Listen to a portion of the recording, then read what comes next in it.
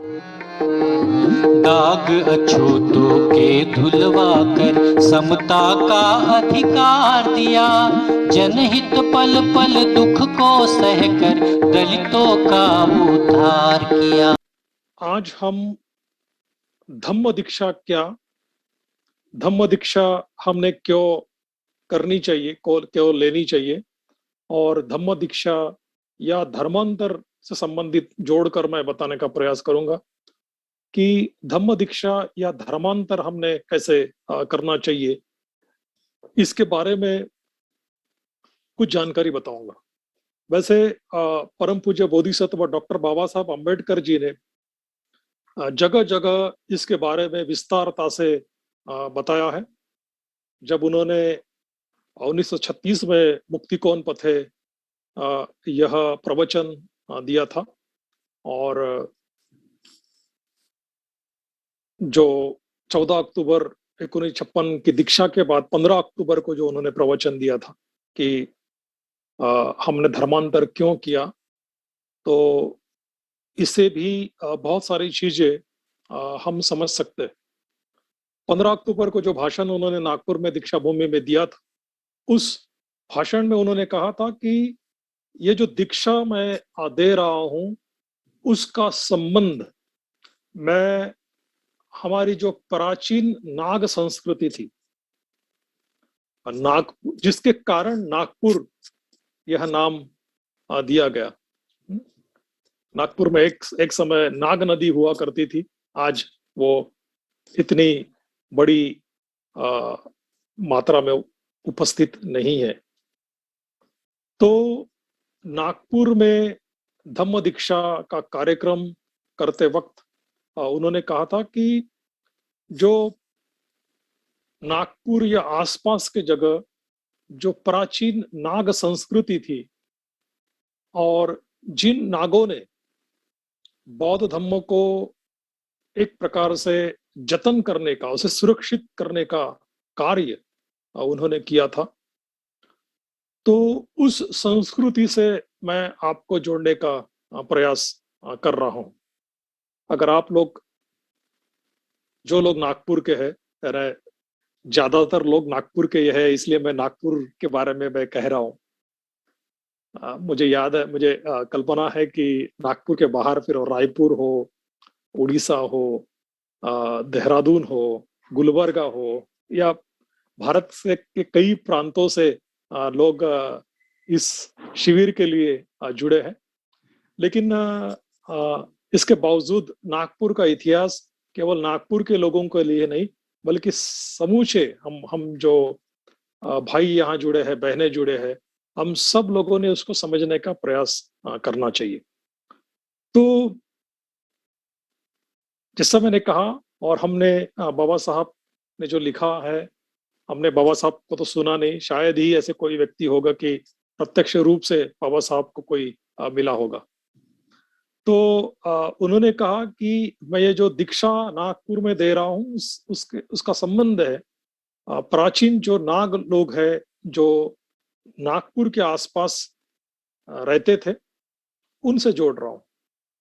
और शायद उसी का उदाहरण लेके जो नागपुर की जो म्युनिसिपल कॉरपोरेशन है, नगर निगम नागपुर का है, उसका जो चिन्ह है वह नाग का है। और शायद मुझे लगता है कि बहुजन हिताय और बहुजन सुखाय ऐसा वाक्य वहां पर लिखा है।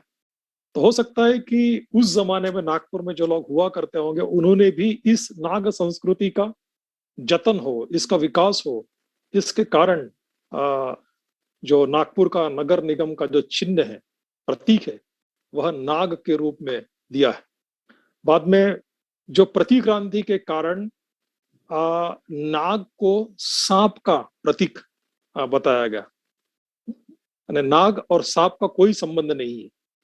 नाग का अर्थ, यानी अगर आप धम्मपद अगर पढ़ते हैं तो उस धम्मपद में नागवग्ग है। तो दो तरह से उसे बताया गया। नाग का अर्थ हाथी या शक्तिशाली होता है, और नाग का अर्थ होता है बुद्धत्व की अवस्था या बुद्धत्व की ऊर्जा या शक्ति। जिस प्रकार से मेरा नाम नागकेतु है। ये नाग का अर्थ होता है कि एक जो गहरी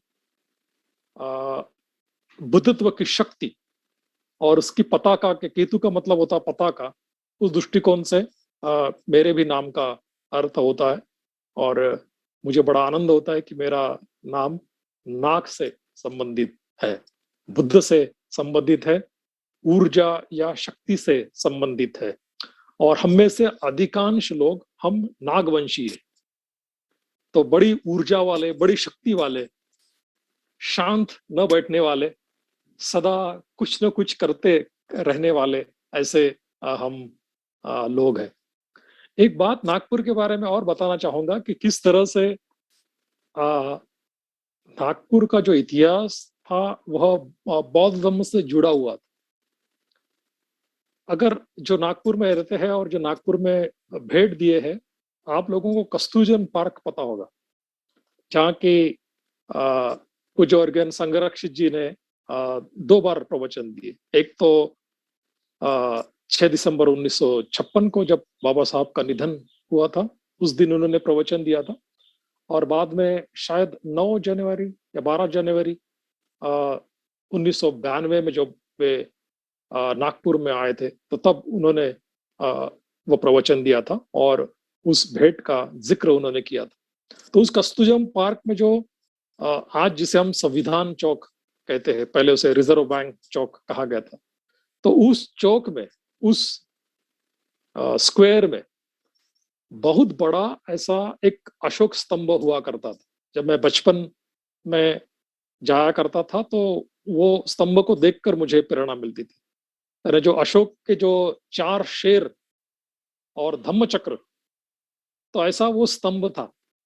बाद में उसको कहाँ निकाले गया, पता नहीं कहाँ चले गया वो, पता नहीं। आज वह स्तंभ वहां नहीं है। तने बहुत सारे जगह लोगों ने जो चौक में जो मूर्तियां या स्टैचूज या स्तंभ थे उनको निकाल कर बाजू में रखे, लेकिन ये स्तंभ हमेशा के लिए निकाला गया, दोबारा उसको प्रस्थापित नहीं किया। और मुझे ऐसा लगता है कि मैंने नहीं देखा कि नागपुर में कहीं अशोक स्तंभ है। नागपुर में अशोक स्तंभ होना चाहिए। अशोक स्तंभ ही नहीं बल्कि सम्राट अशोक का भी स्टैच्यू होना चाहिए, कि बाबा साहब ने जो धर्मांतर किया उसका संबंध उन्होंने सम्राट अशोक ने जो विजय हासिल किया था उसके साथ जोड़ा गया, और इसलिए हम उसको अशोक विजयादशमी कहते हैं। तो उस दृष्टिकोण से मुझे लगता है कि नागपुर में अशोक स्तंभ होना चाहिए और सम्राट अशोक का स्टैचू भी कहीं तो भी होना चाहिए। तो इस दृष्टिकोण से नागपुर का कुछ छोटा सा इतिहास है, और ये जो पूरा प्रांत है उसको नाग विदर्भ कहा जाता था। प्रतिक्रांति दोबारा होती आ रही है। जैसे मैंने कहा कल कि भारत का जो प्राचीन इतिहास और वर्तमान इतिहास, यह और कुछ नहीं बल्कि सत्य और असत्य का इतिहास है। बौद्ध संस्कृति और वैदिक संस्कृति या हिंदू संस्कृति, इसके संघर्ष का इतिहास है। जिस नागपुर को या आसपास के परिसर को नाग विदर्भ कहा जाता था, आज उस नागपुर की जो पहचान है वो ऑरेंज सिटी नाम से की जाती है। संतरा नगरी कहा जाता है, लेकिन नागपुर में कहीं भी दूर दूर संतरे नहीं होते। यानी संतरे होते हैं काटोल के आगे, नरखेड़, काटोल, उधर मोर्शी, अमरावती तक संतरा होते। अमरावती में भी बड़ी एक प्रकार से जो परतवाड़ा कहेंगे, वहां पर बड़ी क्या बोलेंगे, संतरे का मराठीत बाजारपेठ म्हणतो आपण, एक मार्केट है ना। नागपुर में भी संतरा मार्केट है, लेकिन नागपुर में संतरा नहीं होता। तो नरखेड़ या अमरावती को संतरा नगरी क्यों नहीं कहते? उधर तो ज्यादा संतरे होते हैं हमारे यहां से। लेकिन जानबूझकर इस नागपुर को ऑरेंज सिटी कहा गया ताकि नागपुर की जो बौद्ध पहचान है वो खत्म हो जाए। तो इस तरह से बहुत सारी सूक्ष्म तरह से क्रांति, आज भी नागपुर में जो मेट्रो हो गई ना, उसका रंग संतरे का जैसा बना दिया। जो सैफरन, केसरी रंग जिसको हम कहते हैं, वैसे देखा जाए तो केसरी रंग ये बौद्ध जो भिक्खु लोग हैं उनके चीवर से आया है, लेकिन आज वो किसी और ने ले लिया। बुद्ध का जो कमल पुष्प है, बुद्धत्व का प्रतीक है, वो भी आज किसी ने ले लिया। हम उस रंग को भी और कमल को भी आज हम पराया मानते कि जो किसी जमाने में हमारा था। तो ये सारा इतिहास हमें पता होना चाहिए, ताकि हम आने वाले पीढ़ी को या हमारा उसके प्रति जो दृष्टिकोण है, उस दृष्टिकोण में भी हम बदलाव लाए। तो मेरा आज का जो विषय है वह है बौद्ध धर्म में दीक्षा क्या है, बौद्ध धर्म में दीक्षा या धर्मांतर हमने क्यों करना चाहिए और किस तरह से करना चाहिए। तो जैसे मैंने कहा कि बाबा साहब ने बहुत सारा इसके बारे में लिखा है और आप सभी लोग भी जानते हैं, लेकिन मैं एक प्रकार से पुनरावृत्ति के रूप में कुछ बातें आपसे कहने का प्रयास करूंगा। तो धम्म दीक्षा या धर्मांतर क्या है? धम्म दीक्षा यह एक प्रतिबद्धता है, कमिटमेंट जिसको हम कहेंगे, एक निश्चय है, एक संकल्प है। बुद्ध, धम्म तथा संघ, इन तीन रत्नों को प्रतिबद्ध होने दो। तो धम्म दीक्षा यह एक प्रतिबद्धता है, कमिटमेंट है, निश्चय है, संकल्प है बुद्ध, धम्म, संघ, इन तीन रत्नों के प्रति। अपने जीवन में उन्हें इन तीन रत्नों को, बुद्ध, धम्म, संघ को सर्वोच्च मानकर अपना जीवन आगे बढ़ाने का एक प्रकार से काम धम्म दीक्षा करती है। जो भी हमारी नकारात्मकता है या मनुष्य या इंसान के लिए जो विनाशक ऐसी जीवन पद्धति है, उस जीवन पद्धति का, उस जीवन शैली का त्याग करके, यानी जो भी हमारी नकारात्मक, हमारे विकास में बाधक ऐसी जो जीवन शैली या चीजें है, उस चीजों का, उस जीवन शैली का त्याग करना और शील के अनुसार, सदाचार के अनुसार, सर्वोच्च जागृति के अनुसार, समाधि के अनुसार और प्रकाशित जीवन यानी प्रज्ञा के अनुसार जीवन जीना, यानी एक प्रकार से धम्म दीक्षा या धर्मांतर है। धम्म दीक्षा या धर्मांतर यह एक नई जीवन पद्धति है, एक नया जीवन है, एक खुलापन है। आप लोग अक्सर दीक्षा भूमि में जब जाते हैं या नागपुर के बाहर के भी जो लोग आते हैं, तो बहुत देहातों से लोग, तो जो देहातों से लोग, गरीब लोग आते थे, तो उनको पूछा जाता था कि धर्मांतर करके आपको क्या मिला, कैसा अनुभव कर रहे?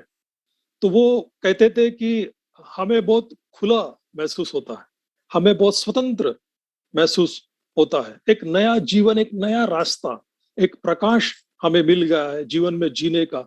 तो ऐसा लोग अक्सर कहते थे।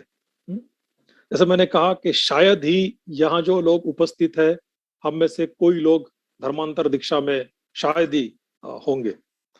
तो हमें हमें वो अनुभव नहीं है, लेकिन हमने सुना है लोगों से, हमने पढ़ा है। तो उस तरह से एक जीवन पद्धति, एक नई जीवन पद्धति, एक स्वतंत्रता की पद्धति, इस दृष्टिकोण से हम धम्म दीक्षा या धर्मांतर को ले सकते हैं। धम्म दीक्षा या धर्मांतर का मतलब हम ऐसा भी ले सकते हैं कि सभी प्रकार का जो ईश्वरवाद है, भगवान है, परमेश्वर है, आत्मा है, यज्ञ है, बलि है, इन सभी का त्याग करना। डॉक्टर बाबा साहब अम्बेडकर ने भगवान बुद्ध और उनका धर्म, इस ग्रंथ में उन्होंने कहा है, अधम्म, धम्म और सद्धम्म में, कि ये जो ईश्वरवाद है, आत्मा है, यज्ञ है, बलि है और ग्रंथों को प्रमाण मानना है, यह एक प्रकार से अधर्म है, यह धम्म नहीं है, धम्म के विरोधी बातें हैं। तो ये जो धम्म को विरोध में जाने वाली सभी बातें हैं, उसका त्याग करना, उसका छोड़ देना, उसको नहीं करना, यानी एक प्रकार से धर्मांतर है।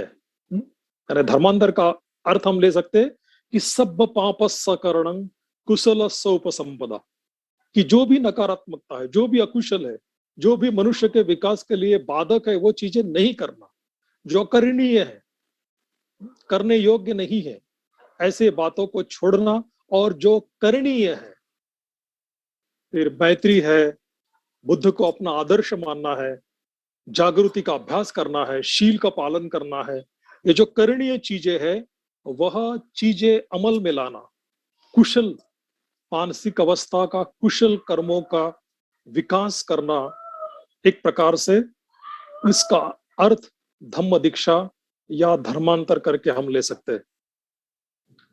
धम्म दीक्षा का मतलब हम बोल सकते हैं कि हम अधिक स्वतंत्र, अधिक सामर्थ्यशाली और अधिक स्वयंपूर्ण होना। जीवन जीने के लिए हमें स्वतंत्रता की जरूरत है।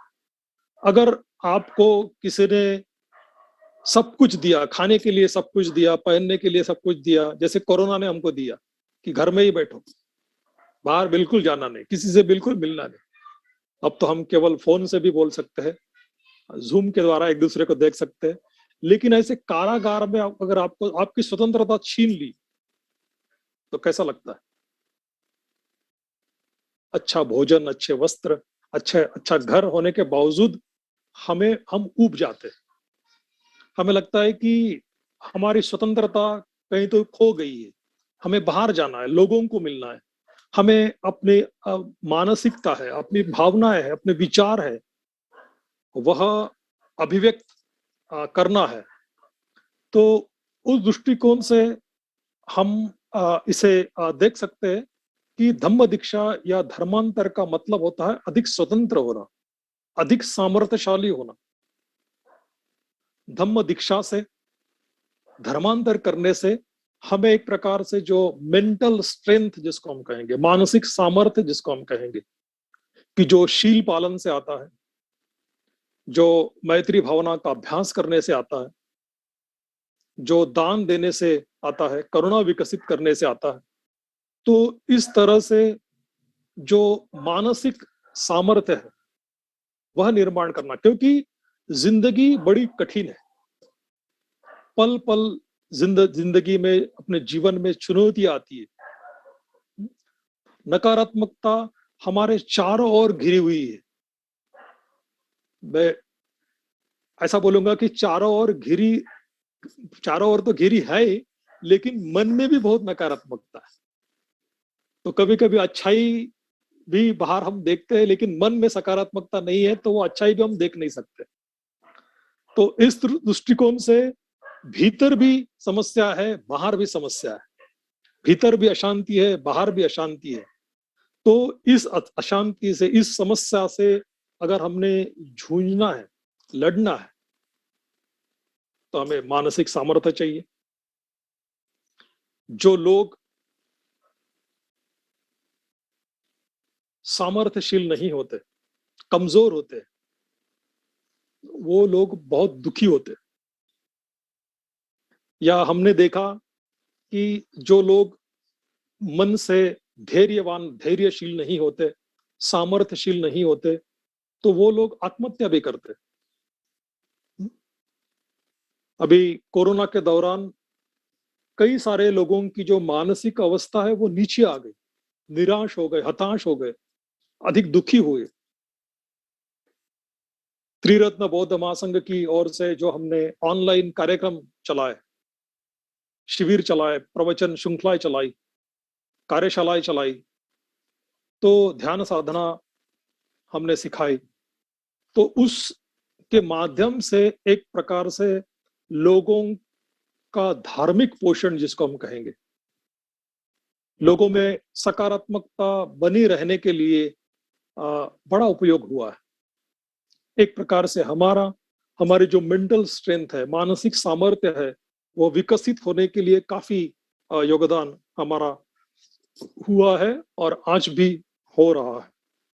तो उस दृष्टिकोण से अगर हमें अपने जीवन में लड़ना है, आगे बढ़ना है, तो हमें मेंटल स्ट्रेंथ, मानसिक सामर्थ्य, खास तौर से जीवन में जब पीड़ा होती है, अपयश आता है, हम हार जाते हैं, हम निराश या हताश होते हैं, तो हमें मानसिक बल की जरूरत होती है। जैसे मैंने कहा कि ध्यान साधने का अभ्यास करके, शील का पालन करके, मैत्री का विकास करके, धम्म का चिंतन करके हमें इस प्रकार का मानसिक बल, मानसिक ऊर्जा निर्माण हो सकती है। तो वह निर्माण करना यानी धम्म दीक्षा लेना या एक प्रकार से धर्मांतर करना, हम ऐसा कह सकते हैं। और धम्म दीक्षा का मतलब अपने आप में स्वयं पूर्ण होना, सेल्फ रिलायंस जिसको हम कहेंगे। हाँ, बाहरी चीजों के ऊपर हमारी जो निर्भरता है, सभी प्रकार की अवलंबन जिसको हम कहेंगे इंडिपेंडेंट, स्वतंत्र होना, स्वावलंबी होना, स्वयं पूर्ण होना, उस दृष्टिकोण से धर्मांतर का अर्थ हम ले सकते हैं। और जैसे मैंने कहा कि धर्मांतर का अर्थ या धर्म दीक्षा का अर्थ विमुक्ति की ओर अग्रसर होना, डे बाय डे, दिन प्रतिदिन, पल पल स्वतंत्रता की ओर, संपूर्ण मुक्ति की ओर, संबोधि की ओर आगे बढ़ना। इस दृष्टिकोण से हम बौद्ध धम्म में धम्म दीक्षा या धर्मांतर का अर्थ हम ले सकते हैं। इस धम्म दीक्षा या धर्मांतर को बौद्ध धम्म की भाषा में प्रवज्जा कहा गया है। इसका एक प्रकार से अर्थ की ओर जाना, इस तरह से हम प्रवज्जा का अर्थ ले सकते हैं। और जब बुद्ध के जमाने में दीक्षा होती थी शुरुआती दिनों में, बाद में जब संघ निर्माण हुआ तो फिर सिस्टम, एक ढांचा निर्माण हुआ। लेकिन जब भगवान बुद्ध शुरुआती में वो लोगों को धम्म बताते थे, अपनी जो शिक्षा है उसका मार्गदर्शन करते थे, जो अनुभव संबोधि का उन्होंने प्राप्त किया वो अनुभव को साझा करते थे, तो लोग बड़े प्रभावित हो जाते। अरे 2 दिनों से सुगत प्रिय जी कह रहे हैं कि धर्मांतर के कारण हमें एक प्रकाश प्राप्त हुआ है, हमें एक ऊर्जा मिली है। तो उसी प्रकार का जो प्रकाश है वह बुद्ध के शिक्षा से, बुद्ध की प्रवचन से, बुद्ध के अस्तित्व से लोगों को मिलता था। और वो लोग बोलते थे कि भगवान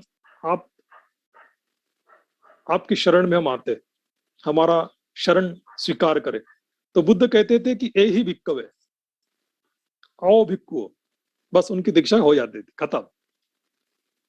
बाद में जब और हाँ, एक बात मैं बताने का प्रयास करूंगा कि सर्वप्रथम दीक्षा हम मानते हैं कि जो 5 परिव्राजक है सारनाथ में,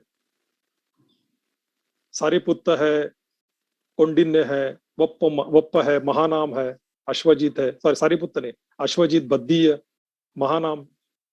तो ये जो तो ये जो है, ये 5 परिव्राजक जो है, सॉरी मेरे बाजू में कहीं तो भी कुछ जोर से नॉइज चल रहा है तो मेरा डिस्टर्ब हो रहा है, अरे कहना।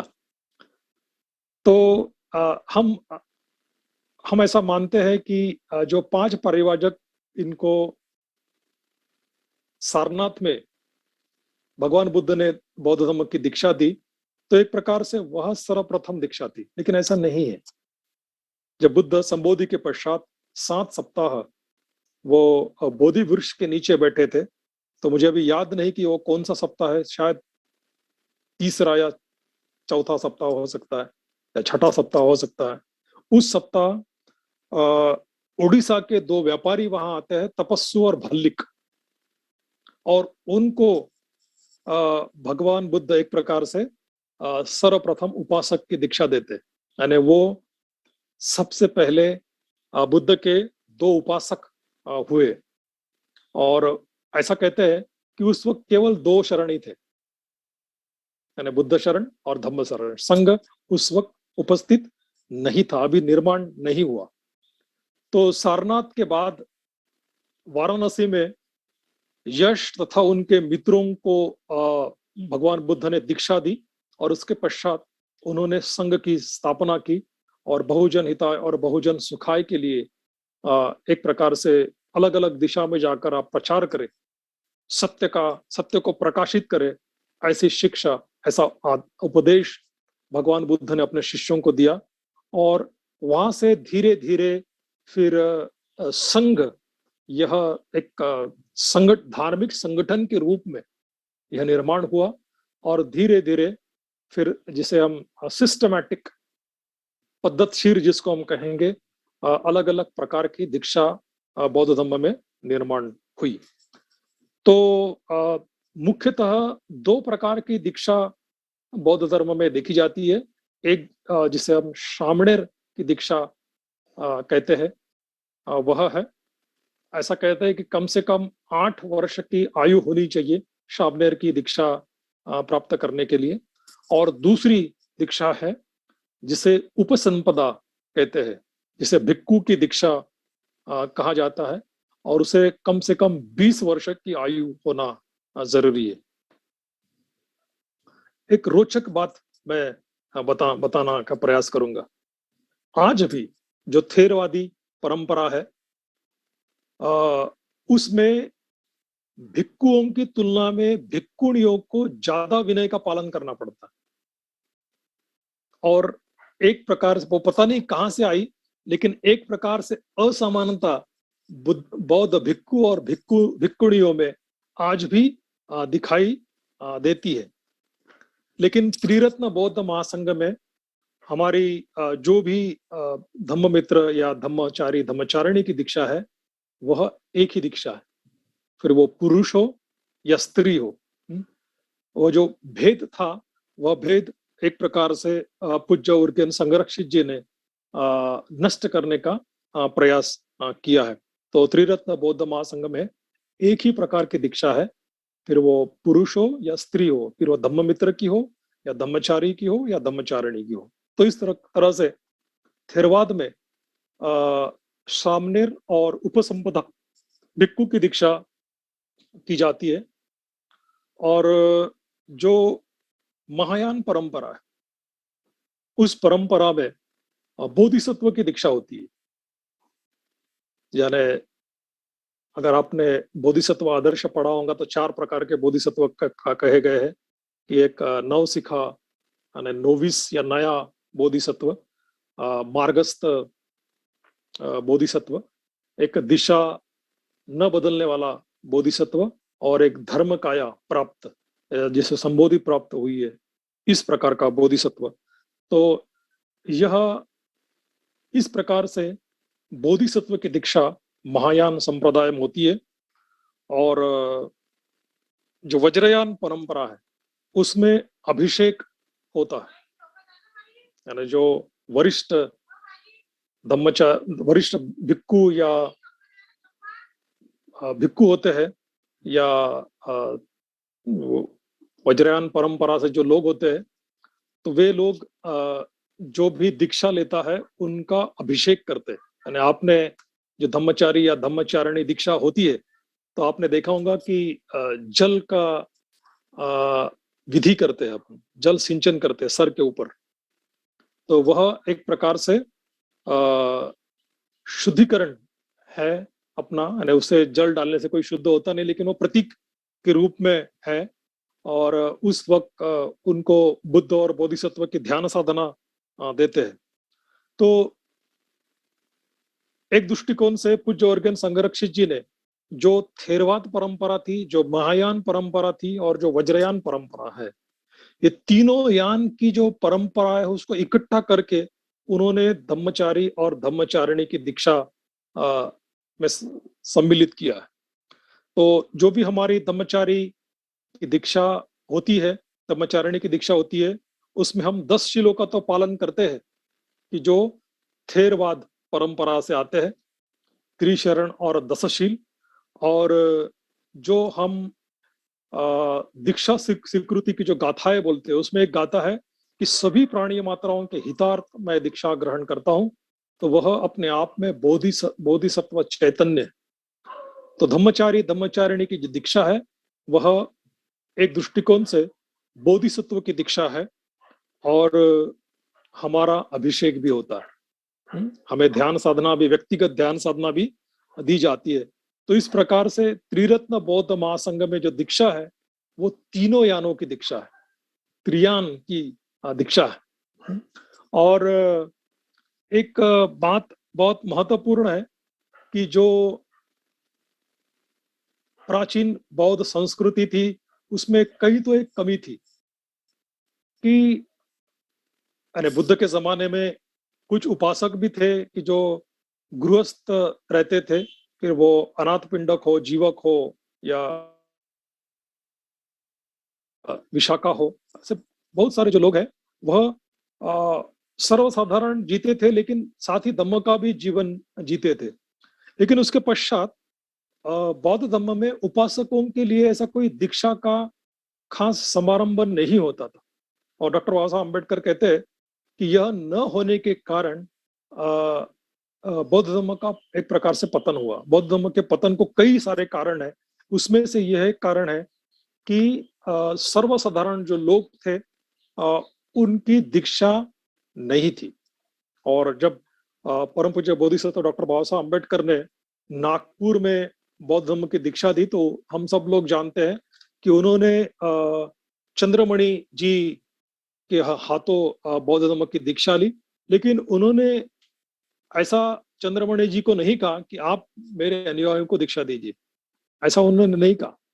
वे स्वयं खड़े हो गए और उन्होंने पूछा कि जिसको जिसको दीक्षा लेनी है वो खड़े हो जाए। तो सब लोग खड़े हो गए और फिर उन्होंने त्रिशरण, पंचशील और 22 प्रतिज्ञा देकर लाखों लोगों को बौद्ध बनवाया।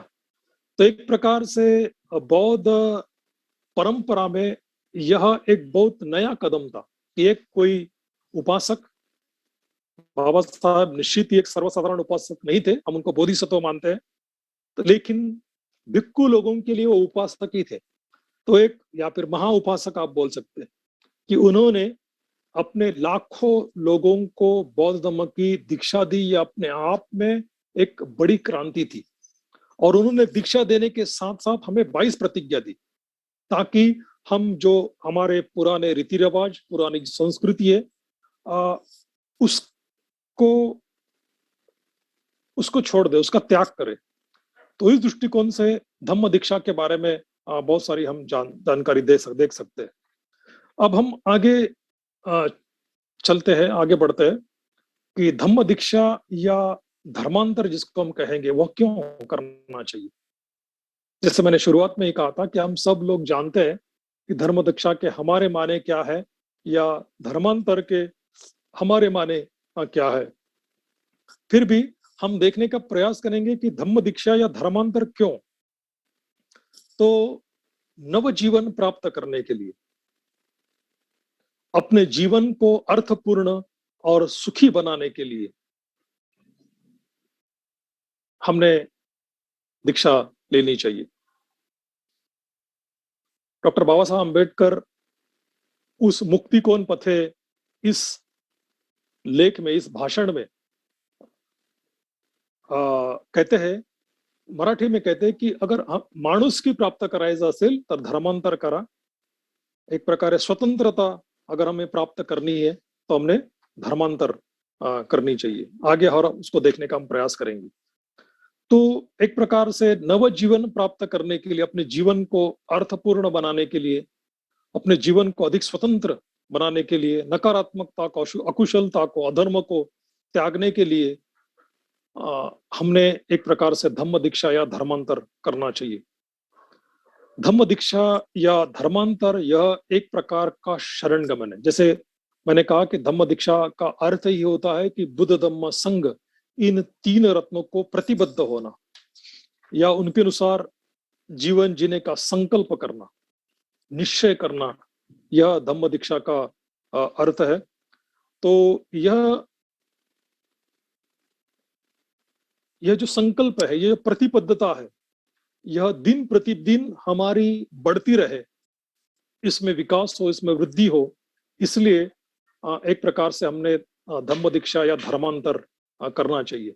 धम्म दीक्षा ले ली और बस बैठ गए, धम्म मित्र हो गए, घर में बैठ गए, यानी धम्मचारी हो गए, घर में बैठ गए, या भिक्खु हो गए, घर में बैठ गए, अब सब हो गया सब, ऐसा नहीं है। दीक्षा यह ध्येय नहीं है, वो किसी भी प्रकार की दीक्षा हो, सामनेर की दीक्षा हो, उपसंपदा हो, धम्म मित्र की दीक्षा हो, धम्मचारी की दीक्षा हो, यह ध्येय नहीं है, अंतिम बात नहीं है।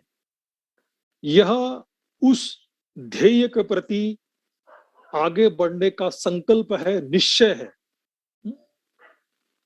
एक निर्धार के रूप में है कि यह मैं करना चाहता हूं, इस तरह से मेरा जीवन जीना चाहता हूं। इस प्रकार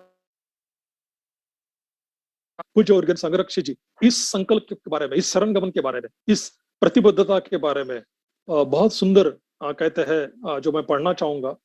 पूज्य उर्गेन संरक्षित जी कहते हैं, शरण गमन करने का मतलब बुद्ध धम्म संघ को प्रतिबद्ध होना है, यही दीक्षा है। उन्हें शरण जाना है। वे कहते हैं कि जो बौद्ध धर्मी नहीं है, उस व्यक्ति को भी कुछ हद तक त्रिरत्नों के प्रति सम्मान की भावना हो सकती है, लेकिन शरण गमन यह बौद्धों की एक विशेष ऐसी कृति है। यह केवल एक बार करने वाली कृति नहीं, बल्कि जितनी हमारी बौद्ध धर्म के प्रति समझ बढ़ेगी, उसके साथ बदलने वाली कृति है। एक बार हमें बौद्ध धर्म की पूरी समझ आ गई, इसका मतलब हमें निर्वाण या संबोधि प्राप्त हो गई, तो हमारा शरण गमन परिपूर्ण हो गया। तो शरण गमन या बुद्ध धम्म की प्रतिबद्धता है, या जो हमारी दीक्षा है, धम्म दीक्षा है, या हमारा धर्मांतर है, यह यात्रा है। इस यात्रा से कहां पहुंचना हमें? निर्वाण में, संबोधि में। कि जब तक हम संबोधि प्राप्त नहीं करते, जब तक हम निर्वाण प्राप्त नहीं करते, हमारी धम्म दीक्षा या हमारा धर्मांतर लगातार बढ़ते रहेगा। जैसे मैं बार बार कह रहा हूं कि डॉक्टर बाबा साहब अंबेडकर ने मुक्ति कौन पते, धर्मांतर क्यों, इस 1936 में दिए गए भाषण में डॉक्टर बाबा साहब अंबेडकर कहते हैं कि मानवता अगर प्राप्त करनी है तो हमने धर्मांतर करना चाहिए, संगठना निर्माण करनी है तो हमने धर्मांतर करना चाहिए, सामर्थ्य समता प्राप्त करनी है तो हमें धर्मांतर करनी चाहिए, स्वतंत्रता प्राप्त करनी है तो हमें धर्मांतर करना चाहिए, हमारा संसार सुखी बनाना है तो हमें धर्मांतर करना चाहिए। ये सारी बातें हमारे जीवन में जरूरी है। हमें मानवता प्राप्त करनी है, हमें संगठना बनानी है, हमें स्वातंत्र प्राप्त करना है, हमें सामर्थ्य और समता प्राप्त करनी है। समता सब जगह, हमारे घर में भी, घर के बाहर भी, बौद्ध लोगों के साथ, अबौद्ध लोगों के साथ भी, सभी लोगों के साथ। तो ये सब चीज, हमारा संसार, हमारा परिवार सुखी बनाना है तो हमने धर्मांतर या धर्म दीक्षा लेनी चाहिए। तो ऐसा डॉक्टर बाबा साहब अम्बेडकर कहते हैं। और आगे डॉक्टर बाबा साहब अम्बेडकर कहते हैं कि केवल बौद्ध धम्म से ही, केवल बौद्ध धम्म से ही दुनिया में शांति, स्थिरता, न्याय और विकास हो सकता है। क्या कहते हैं डॉक्टर बाबा साहब अम्बेडकर? कि केवल बौद्ध धम्म से ही दुनिया में शांति, स्थिरता, न्याय और विकास हो सकता है। बाबा साहब ने राजनीति नहीं कहा, बाबा साहब ने शिक्षा नहीं कहा। बाबा साहब बहुत बड़े राजनीतिज्ञ थे, शिक्षाविद थे, न्याय उनको पता था, कानून उनको मालूम था, पूरी दुनिया के बारे में उन्होंने पढ़ा था। इंग्लैंड, अमेरिका, जर्मनी वे जाकर आए, इधर दक्षिण एशिया में कई जगह जगह वो गए। तो इसके बावजूद उन्होंने राजकारण नहीं बोला, शिक्षा नहीं बोला, राजनीति नहीं बोली, शिक्षा नहीं बोली, अर्थ कारण नहीं बोला, सामाजिक कारण नहीं बोला। केवल बौद्ध धम्म से ही दुनिया का उद्धार हो सकता है, दुनिया में शांति, स्थिरता, न्याय और विकास निर्माण हो सकता है, ऐसा डॉक्टर बाबा साहब अम्बेडकर कहते। और हम अगर उनके अनुयायी हैं तो उनके शब्दों में हमारा विश्वास होना जरूरी है कि बाबा साहब अगर ऐसा कहते हैं तो उसमें कुछ ना कुछ सच्चाई होगी। और इसलिए उनके शब्द को के अनुसार आचरण करने के लिए हमने एक प्रकार से धर्मांतर या धम्म दीक्षा लेनी चाहिए। अल्बर्ट आइंस्टाइन कहते हैं, यानी अपने आप में बहुत बड़े वैज्ञानिक, इस दुनिया के महानतम वैज्ञानिकों में से एक है अल्बर्ट आइंस्टाइन। वे कहते हैं कि दुनिया में एकमात्र ऐसा धर्म है जो विज्ञान के साथ चल सकता है, वह केवल बौद्ध धर्म है। अल्बर्ट आइंस्टाइन ऐसा कहते हैं। आप लोगों ने भगवान बुद्ध और उनका धर्म, यह ग्रंथ था, अगर आप पढ़ते हैं तो उसके अंत में जब वो ग्रंथ समाप्त होता है तो बहुत सारे बौद्ध मुझे दुनिया के जो विद्वान हैं वे लोग बुद्ध धर्म के बारे में बहुत आशावादी लिखते हैं। और आज भी जितने दुनिया में बहुत बड़े बड़े साइंटिस्ट हैं, बहुत बड़े बड़े कलाकार हैं, बहुत बड़े बड़े खेलने वाले लोग हैं, बहुत सारे लोग अपने आप को बौद्ध मानते हैं और उन्होंने धर्मांतर किया, उन्होंने बौद्ध धर्म की दीक्षा ली है। बहुत बड़े बड़े एक्टर, एक्ट्रेसेस अमेरिका के, इंग्लैंड के, वे लोग, उन्होंने बौद्ध धर्म की दीक्षा ली है और उसके अनुसार अपना जीवन यापन प्रयास करते हैं। आज पूरे यूरोप में और अमेरिका में सबसे ज्यादा प्रचलित और एक प्रकार से फैलने वाला धर्म कोई होगा तो वह बौद्ध धर्म है। तो उस दृष्टिकोण से दुनिया बौद्ध धर्म का आचरण करने वाले और डॉक्टर बाबा साहब अम्बेडकर के साथ साथ दुनिया के सभी विचारवान बड़े बड़े लोग बौद्ध धर्म को एक मानवता का आशावाद के रूप में देखते हैं। तो अगर दुनिया को बचाना है, दुनिया में शांति, स्थिरता, चैतन्य, सुख,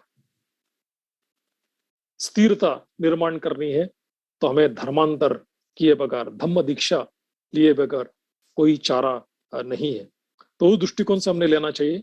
डॉक्टर बाबा साहब अम्बेडकर पुनः उसी लेख में, उसी भाषण में कहते हैं कि धर्मांतर के सामाजिक तथा धार्मिक कारण, उस वक्त 1936 में उन्होंने कहा था कि अस्पृश्यता का त्याग करना यह एक प्रमुख कारण था। अरे आज अस्पृश्यता इतनी नहीं है, आज भी छुआछूत होती है, जाति के कारण उत्पीड़न होता है, लेकिन इतनी बड़ी पैमाने में दृश्य रूप से, अदृश्य रूप से तो बहुत है, वो दिखा नहीं जाता। तो उस वक्त धर्मांतर करने का प्रमुख कारण अस्पृश्यता का त्याग, अछूतपन का त्याग करना था। आज हमारे लिए धर्मांतर का अर्थ क्या है? शुरुआत में जैसे मैंने बताया कि वो जो सारी बातें जो धम्म दीक्षा में निहित है, खास तौर से अधम्म का त्याग, अकुशलता का त्याग, असमानता का त्याग, यह सारी बातें हमने छोड़नी चाहिए। यह आज हमारे लिए धम्म दीक्षा का, या फिर अपना विकास करना चाहिए, अधिक स्वतंत्र होना चाहिए। तो यह हमें हमारे धम्म दीक्षा के या धर्मांतर के कारण होने चाहिए। उस लेख में डॉक्टर बाबा साहब अम्बेडकर कहते हैं कि धर्मांतर के या धम्म दीक्षा के आध्यात्मिक कारण या धार्मिक कारण भी। वे कहते हैं कि समाज को इकट्ठा रखने के लिए कानून पर्याप्त नहीं।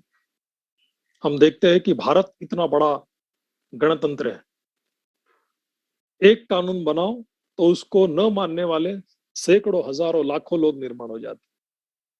तो कानून पर्याप्त नहीं है।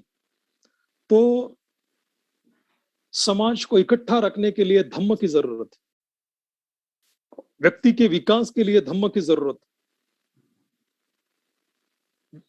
व्यक्ति का विकास, सच्चा विकास धम्म आचरण से हो सकता है और धम्म का एक प्रकार से यही ध्येय होना चाहिए। और बुद्ध धम्म का यही तो ध्येय है कि व्यक्ति का विकास, व्यक्ति का परिवर्तन। तो उस दृष्टिकोण से, इस तरह से अगर हम सोचते तो हम धम्म दीक्षा को गहराई से समझ सकते हैं, हम धर्मांतर को गहराई से समझ सकते हैं। अंत में आखिरी बात मैं बता के मेरा प्रवचन यहाँ समाप्त करूंगा। वह है कि धम्म दीक्षा या धर्मांतर हमने कैसे करना चाहिए। एक बात हम सब लोग भली भांति जानते हैं कि जन्म से कोई बौद्ध नहीं होता, जन्म से कोई बौद्ध नहीं होता, हमें बौद्ध बनना पड़ता। उसी प्रकार से जब 5वें सप्ताह अजपाल वृक्ष के नीचे जो हुंक जाति ब्राह्मण को भगवान बुद्ध ने एक प्रकार से वो पहला उपदेश था कि न जच्चा वसलो होती न जच्चा होती बामनो, कमुना वसलो होती कमुना होती बामनो। यानी जन्म से कोई ब्राह्मण नहीं होता, कर्म से ही ब्राह्मण होता है। जन्म से कोई नीच नहीं होता, कर्म से ही नीच होता है। तो उसी दृष्टिकोण से जन्म से कोई बौद्ध नहीं होता। अगर हमारे माता पिता या हमारे दादा दादी नाना नानी अगर बौद्ध होंगे, उन्होंने बौद्ध धर्म की दीक्षा ली होंगी, तो हम बौद्ध बन गए, ऑटोमेटिक बौद्ध बन गए, ऐसा नहीं होता। बौद्ध हमें बनना पड़ता। तो उस दृष्टिकोण से धम्म दीक्षा या धर्मांतर यह एक व्यक्तिगत कृति है। हरेक को वो करना पड़ता है, हरेक को उस प्रकार के दीक्षा या धर्मांतर करना जरूरी है। जो भी बालिक व्यक्ति है, जो भी एडल्ट है, उसे बौद्ध धर्म की दीक्षा लेनी चाहिए। बौद्ध देशों में एक प्रकार से श्रामणेर की परंपरा है। यानी जब भी कोई व्यक्ति युवा हो जाता है, 18 या 20 वर्ष का हो जाता है, तो वह कुछ समय के लिए वो श्रामणेर बनता है, चीवर परिधान करता है, ताकि वो धम्म को समझे, सुत्त को समझे, पठन करे, वह जीवन अनुभव करने का प्रयास करे। भारत में भी इतनी प्रचलित ये परंपरा नहीं है, लेकिन पिछले कुछ वर्षों से जो वर्षावास के दिनों धम्म यात्रा निकलती है, तो वहाँ बहुत सारे लोग श्रामणेर का चीवर परिधान करते हैं। तो हम में से कुछ लोग, हम त्रिरत्न बौद्ध महासंघ में तो हम वैसा कुछ नहीं करते। हम जो हमारे जो सिस्टमैटिक पद्धतिशील या एक प्रकार से आचरणशील हमारी दीक्षा है, फिर वो धम्म मित्र की हो या धम्मचारी की हो, उसके लिए हम प्रयास करते हैं। लेकिन सर्वसाधारण रूप से जो आम लोग हैं, उन्होंने भी सर्वसाधारण जो बौद्ध धर्म की दीक्षा है वह लेनी चाहिए। और अपने त्रिरत्न बौद्ध महासंघ के कई केंद्रों में वह एक प्रकार की जो उपासक की दीक्षा है, वह दीक्षा हम अक्सर करते हैं। मैं तो कहूँगा कि जब भी लोगों के घरों में पूजा होती है या कोई समारंभ होता है, खास तौर से विवाह समारंभ होता है, तो हमने लोगों को पहले बौद्ध धर्म की दीक्षा देनी चाहिए, उनको बौद्ध धर्म हमने समझाना चाहिए। तो इस प्रकार के जो सर्वसाधारण दीक्षा है वह भी लोग ले, उसके बारे में जागृति, उसके बारे में एक प्रकार की समझ हमने लोगों में देनी चाहिए। और निश्चित ही हम सब लोग, अधिकांश लोग यहाँ पर जुड़े हुए धम्मचारी, धम्मचारिणी, धम्म मित्र है, तो हम तो निश्चित ही अपने जीवन में बौद्ध धम्म को प्रतिबद्ध होकर, बौद्ध धम्म को समर्पित होकर एक प्रकार के अपने जीवन को अर्थपूर्ण, अपने जीवन को दिशा देने का कार्य, बुद्धत्व की राह में आगे जाने का, अग्रसर होने का कार्य हम कर रहे हैं। एक अंतिम बात बता के मेरा प्रवचन में संपन्न करूंगा कि प्राचीन भारत में बौद्ध धर्म का जो विकास हुआ और जो पतन हुआ, उसके दो महत्वपूर्ण कारण मैं मानता हूं, यानी मेरे चिंतन से मैं ऐसा मानता हूं कि भारत में या भारत के बाहर भी जो भी बौद्ध धर्म फैला, प्रसारित हुआ, और उसके पश्चात भारत में विशेषतः बौद्ध धर्म नष्ट हुआ, उन दोनों के दो महत्वपूर्ण कारण। पहला महत्वपूर्ण कारण है कि जिसके कारण विकास हुआ वो ये है कि भारत में बहुत सारे बौद्ध विश्वविद्यालय थे। यानी बौद्ध धर्म के प्रशिक्षण की जो पद्धति थी वह अपने आप में चरम सीमा में विकसित हुई। सिस्टमैटिक पद्धतिशील ट्रेनिंग प्रशिक्षण बौद्ध धर्म का इन बौद्ध विश्वविद्यालय से हुआ। यह पहला प्रमुख कारण था। और इस दुनिया में भारत में ये जो बौद्ध विश्वविद्यालय नष्ट हो गए तो बौद्ध धर्म भी भारत से नष्ट हुआ। यानी जो कारण था उस कारण को ही खत्म किया गया।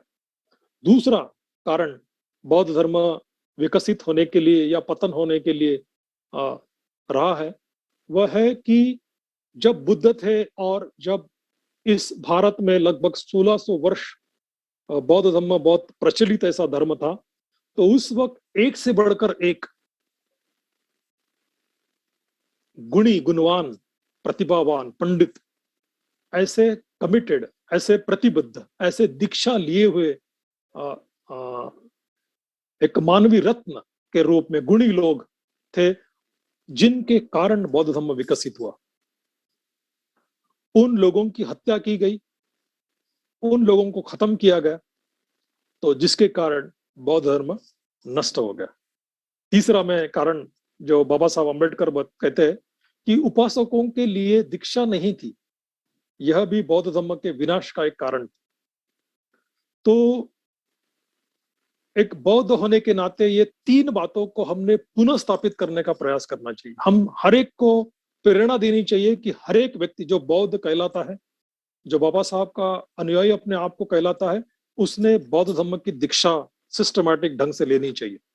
अपने आप को कमिट हमने करना चाहिए और जितना हम अपने आप को प्रतिबद्ध करेंगे उतना बौद्ध धर्म का विकास हो सकता है। और हम एक प्रकार से हमारे लिए बहुत बड़ी उपलब्धि है कि त्रिरत्न बौद्ध महासंघ की ओर से हमें जो प्रशिक्षण मिल रहा है, जो उचित प्रशिक्षण मिल रहा है, उससे हमारा विकास हो रहा है। तो इस प्रकार का प्रशिक्षण अगर चलता रहेगा, हम नित्य रूप से अपने आप को प्रशिक्षित करते रहेंगे, ट्रेन करते रहेंगे। कब तक?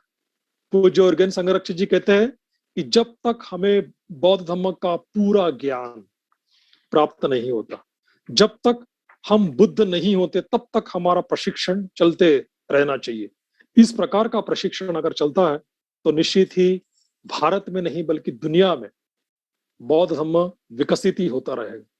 तो इस प्रकार से आज के लिए मुझे इतना ही कहना था। मैंने कहने का प्रयास किया कि बौद्ध धर्म में दीक्षा का या धर्मांतर क्या है, वह हमने क्यों करना चाहिए और किस तरह से हमने धम्म दीक्षा या धर्मांतर करना चाहिए। आप सभी लोगों ने मुझे शांति से सुन लिया, तो आप सभी लोगों का मैं आभार व्यक्त करता हूँ। धन्यवाद। जय भीम, नमो बुद्धाय।